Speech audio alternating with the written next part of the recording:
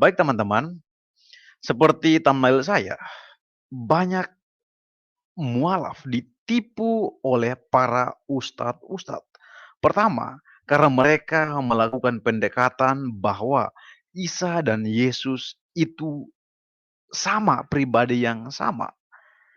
Setelah orang Kristen mengiyakan itu, mereka akan mulai menggiring. Mereka tidak lagi berbicara menggunakan Alkitab, melainkan mereka menggunakan Al-Quran sebagai rujukan. Mereka akan memberikan penekanan bahwa Isa atau Yesus itu bukan Tuhan. Isa atau Yesus itu hanya utusan. Mengapa mereka mengatakan demikian? Karena mereka menggunakan Al-Quran sebagai ukuran untuk mempengaruhi orang-orang Kristen. Karena itu, orang-orang Kristen yang tidak paham, yang tidak pernah belajar, mereka akan, oh iya ya, berarti benar. Yesus bukan Tuhan, tetapi hanya sekadar utusan atau seorang nabi. Nah, disinilah mereka berhasil untuk menipu orang-orang Kristen. Akhirnya mereka mualaf. Teman-teman, kita harus betul-betul memperhatikan hal ini. Karena teman-teman muslim, pendakwa-pendakwa muslim itu cukup licik untuk memutar balikkan fakta itu. Awalnya mereka menggunakan persamaan bahwa Yesus dan Isa sama.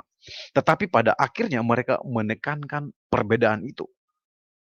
Karena itu teman-teman, saya rindu malam ini kita belajar bersama-sama dari apologet-apologet hebat yang akan berbicara malam hari ini. Karena itu teman-teman, sebelumnya silahkan uh, share sebanyak mungkin live malam ini sehingga semakin banyak orang-orang Kristen yang belajar dan semakin banyak mualaf-mualaf juga tersadarkan. Oke teman-teman, silahkan menyaksikan. Berarti untuk mencari sebuah kebenaran yang hakiki loh. Anda punya metode yang cerdas, menggunakan metode adi simba itu penting. Timawi 1H itu loh, istimewa. Dan terus kalau terjadi misinterpretasi satu ayat, itu harus urgensinya dinilai teologis. Kalau sudah itu tidak ketemu, tiga lagi Tuhan aja diadu. Jangan takut kurang ajar dalam tanda kutip. Jadi itu kasunyatan kalau ilmu Jawa gitu-gitu. Dinyatakan sendiri, tidak usah kata orang. Kalau sudah adi simba, metode 5W1H mentok, nilai urgensi, nilai teologisnya mentok, yang ketiga ini final ini. Jadi panjenengan harus melakukan sesuatu yang ekstrim. Artinya Tuhan diadu. Seperti kasusnya Elia itu loh, panjenengan mesti ada yang ngerti itu. Pinter cah nomo. Halo, ada yang tahu nggak kasusnya Elia? Ya, Tuhan diadu ya. Waktu itu apinya turun dari langit itu loh. Nah, itu kan mentok itu. Siapa lagi tidak ada metode kecuali sanggup menemukan metode yang lain untuk menemukan kebenaran tersebut. Ini tadi kan sudah ada 3 metode. Adi simba ya toh.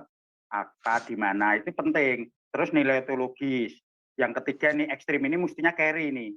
Mestinya jangan dilakukan dulu. Karena itu metode kurang ajar.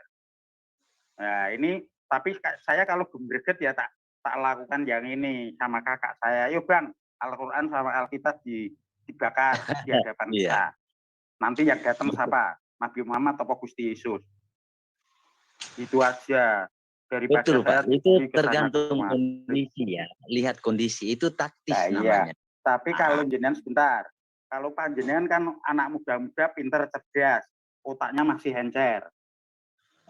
Ya toh, harus pakai cari metode-metode yang lebih luar biasa lagi, istimewa. Panjenengan ini istimewa kok. Oke, aku nggak mau tidak mau. Oke, saya setuju sekali tadi dengan kata Bapak itu ya, bahwa kita harus menggunakan bahasa sesuai sama di tempat orang itu. Jadi karena kita ada di Indonesia, menurut saya kalau kita menyebarkan Injil, mengikuti perintah Tuhan kita, Tuhan Yesus Kristus, marilah kita menyebarkan Injil dalam bahasa Indonesia. Tidak perlu ke Arab-Araban, atau ke-Yahudi-Yahudian mungkin. Oke, kalau begitu mari kita berbahasa Indonesia. Kita sebut misalnya kata Tuhan, nggak perulah Arab-Araban atau ke-Yahudi-Yahudian. Oke. Oke, jadi memang mau tidak mau ya kita harus membahas tentang perbedaan ini ya. Maria di dalam Alkitab dengan Maryam di dalam Quran. Kita harus jelas membahas ini. Kenapa? Karena Maryam itu saudara Harun, itu suku Lewi. Sedangkan Maria itu saudara Elizabeth, itu suku Yehuda. Suku Yehuda dia. Jadi ini sudah dua hal yang berbeda. Baik dari sukunya, dari silsilahnya udah berbeda. Baru kemudian kita melihat jaraknya. Ini Maryam saudara Harun ini 1500 tahun sebelum Maria yang suku Yehuda ini. Jadi ini sesuatu hal yang sangat berbeda yang harus dipahami. Jadi walaupun orang coba kita pakai istilah Isa, bukan berarti kita menutupi fakta-fakta yang ada lainnya di situ. Baru begitu ya. Coba kita lihat di sini Isa dengan Yesus. Saya katakan ada persamaannya. Jadi dalam konteks yang disampaikan saudaraku tadi Sip Malik itu, ya di sini contoh lahir dari wanita perawan. Yesus juga lahir dari wanita perawan. Tetapi bagaimana wanita perawan ini hamil, itu berbeda. Kenapa? Karena di sini setahu saya ditiup perjahat.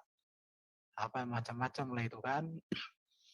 Baru di sini juga bahwa Yesus itu, Isa itu tidak dijamah setan. Yesus itu, ya dia mengalahkan setan malah, mengalahkan iblis. Di sini tidak berdosa Yesus. Tidak pernah dia tunduk kepada setan. Baru Isa itu dikatakan pembuat mujizat, Yesus juga pembuat mujizat. Perbedaannya mujizat yang dibuat Yesus di dalam catatan Injil berbeda dengan mujizat yang dicatat di Injil tentang Isa. Kenapa? Contoh Isa berbicara waktu kecil. Di kitab Injil kita tidak ada, tapi itu ada di kitab-kitab gnostik, kitab-kitab yang sudah dilempar. Baru membuat mujizat dari tanah liat. Itu tidak ada di kitab kita, itu ada di kitab-kitab gnostik. Dan itu ada di sini, di saudara kita. Itu kenyataan yang harus kita beritakan kalau sudah masuk kepada edukasi, sejarah. Jadi memang sama-sama pembuat mujizat, tetapi mujizat yang dibuat itu sangat berbeda. Dan Yesus setiap membuat mujizat, ada tujuannya, ada dasarnya, ada maknanya. Tapi kalau di sini tidak tahu apa maknanya, contoh ketika membuat burung dari tanah liat, apa maknanya, nggak ngerti aku. Ketika berbicara waktu kecil, saya juga nggak tahu apa yang dibicarakan. Apa maknanya, nggak ngerti saya. Baru mengakui juga terkemuka di dunia dan di akhirat. Bagi kita juga Yesus itu terkemuka, ya terutama di bumi di surga. Tetapi ketermukaan ibaratnya Isa di dunia dan di akhirat ini sebagai apa, tidak dijelaskan. Kalau di sini ketermuka di bumi di surga, Yesus jelas menjadi hakim yang adil, menjadi raja, menjadi juru selamat, menjadi penebus, semuanya ada. Baru hakim yang adil di akhir zaman juga. Ini kita tidak tahu bagaimana kita menjelaskan tentang Isa ini. Hakim adilnya kayak gimana penghakimannya. Karena di satu sisi Allah juga hakim. Dikatakan baru penghakiman ini untuk apa? Karena kan keselamatan di mereka kan perbuatan baik. Apakah yang dihakimi perbuatan baik atau apa? Enggak ngerti kita. Baru kalau Yesus dihakim yang adil di akhir zaman, ini jelas. Hakimnya apa? Ada dua. Untuk orang benar dan orang fasik. Itu dia. Untuk orang benar ini memberikan pahala, mahkota, upah. Tapi untuk orang fasik hukuman. Jadi penghakiman Yesus itu setelah orang dimasukkan ke neraka, maka di neraka selama-lamanya. Kalau Isa, orang dihakimi masuk neraka, entah gimana nggak tahu aku. Apakah dicuci seperti nyuci sabun, nggak ngerti lah. Jadi ini beberapa persamaan, tetapi di dalam persamaan itu tertera perbedaan yang mencolok. Ya mau tidak mau ini harus kita sampaikan. Persamaannya iya ada. Ya menurut saya, ya namanya juga barang KW itu kan selalu mirip dengan asli. Cuma ketika diteliti kualitasnya, bahannya, itu baru ketahuan beda. Betul nggak? Le kodeks. Mana ini si kodeks? Betul, bro. Betul. Ah, itu dia. Jadi jadi gini, bagi saya Betul. apologetika ini sama pemberitaan Injil ini, mari kita bicarakan persamaan sebuka-bukanya. Dan mari kita membicarakan perbedaan sebuka-bukanya. Biarkan orang menjadi dewasa untuk menilai yang mana yang sesuai dengan kebenaran yang sesungguhnya. Baru yang mau saya sampaikan, ini sebentar ya. Ini perlu untuk disampaikan ini. Ada kelupaan tadi. Ini perhatikan ya. Ini kisah yang Maryam saudara Harun ini ditulis ini tahun 600-an kawan-kawan ya. Dan ini ditulis di negara yang jauhnya ribuan kilometer. Dan penulis daripada ini kisah ini tidak pernah datang ke Israel. Nggak pernah ke Israel dia. Tetapi kalau penulis kisah yang ada di sini, itu di kisaran 30 tahun setelah peristiwa loh. 30 tahun. Ya sekarang kita tanya aja kepada orang, mau ikut kisah yang 30 atau kisah ikut yang 600? Silahkan dipikirkan. Baru yang menulis ini tidak ada hubungan dengan Yesus, tidak ada hubungan dengan gereja mula-mula. Tapi kalau di sini yang menulis ini murid-murid Yesus langsung atau yang sejaman dengan murid-murid Yesus. Bahkan boleh dikatakan mereka ini adalah pelaku atau saksi dalam peristiwa. Tapi kalau di sini ya beda lagi. Jadi sekarang ini kembali kepada pemirsa. Anda mau pilih yang mana? Yang ditulis 600 tahun kemudian atau yang ditulis di kisaran 20 sampai 30 tahun. Ini dia, ini fakta sejarah yang harus kita bukakan.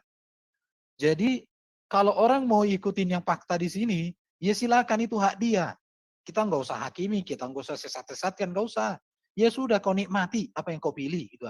Tapi kalau saya milih di sini, kenapa? Karena bagi saya sejarah yang benar itu selalu ditulis oleh orang yang paling dekat dengan sejarah. Itu bagi saya. Oke, saya pikir cukup dulu di situ. Silakan tambahkan kawan-kawan. Halo, sebentar Pak Erben. Ini kan menceritakan masalah Yesus, iya kan? Tolong tanya, Yesus itu lahir di kandang domba ya? Ada nggak ya kalimat di kandang domba? Soalnya mengingat saudara-saudara teman kita yang Muslim itu kan lahirnya di bawah pohon kurma. Nah, analogikanya itu begini, di pohon kurma itu kan di situ kan ada danau ya, danau oasis itu ya, sehingga kurma itu kan bisa tumbuh tuh. Nah, kalau di kandang domba itu bisa nggak dijelaskan, Bro? Silakan. Boleh saya bicara, Pak Lep? Iya, silakan. Iya. Nah, itulah. Jadi tergantung kondisi sebenarnya kita ini bicara dengan siapa, itu kita menyesuaikan. Artinya kalau bicara dengan apologet Islam, ya seperti Erben penjelasannya oke, mantap. Jadi memang tergantung kondisi, sikonnya dengan siapa kita ngomong. Nah, tentang kurma ya, tentang kurma kalau kita bandingkan dengan tradisi Yudaism, dalam hal ini Migdal Eder, itu nggak nyambung. Itu steril dengan pepohonan. Nah, kurma ini kan sejenis pohon ya, tinggi. Jadi itu menghalau pandangan dari menara, dari Migdal Eder ini ada pengawas, mengawasi domba-domba, itu pasti menghalau. Dan itu pasti akan ditebang. Dan itu tidak mungkin ada pohon kurma. Itu dalam tradisi Yudaism.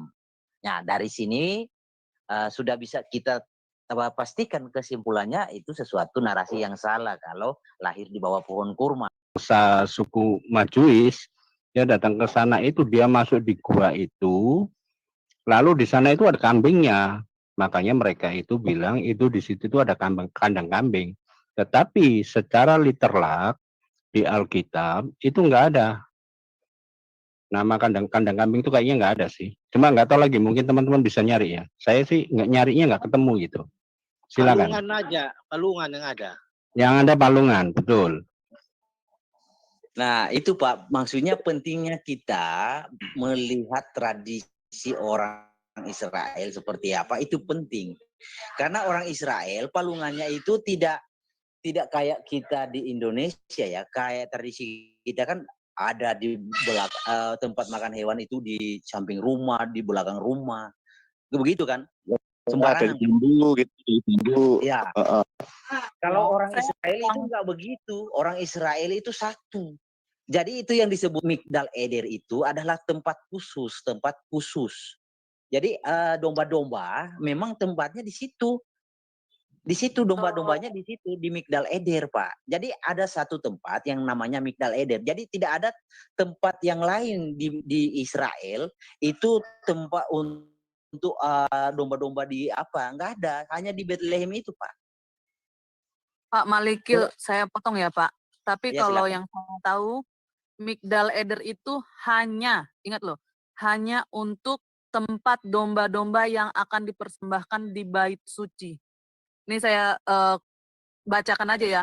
Menurut Alfred Edersheim dalam buku The Life and the End Time of Jesus the Messiah bab 6, Migdal Eder menara penjagaan bukan untuk ternak biasa yang merumput di tanah tandus di luar Bethlehem. Terletak dekat dengan kota di jalan menuju Yerusalem. Migdal Eder adalah bangunan menara bertingkat.